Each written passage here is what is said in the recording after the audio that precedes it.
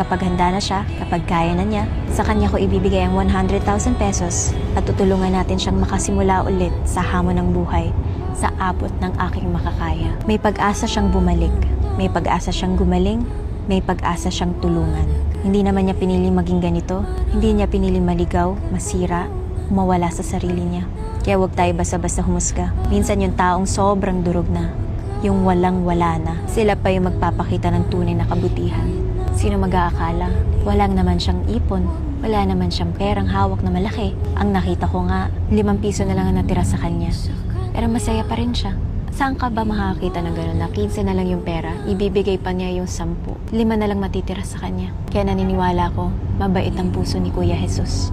Grabe, ngayon lang ako nakakita ng ganyan tao. Ngayon lang ako naka-experience ng ganito. At sana sa ibang mga tao, ma-inspire kayong tumulong. Kahit pa konti-konti. Yung iba nagnanakaw ng bilyon-bilyon. Pero hindi mo makikitaan ng ganito.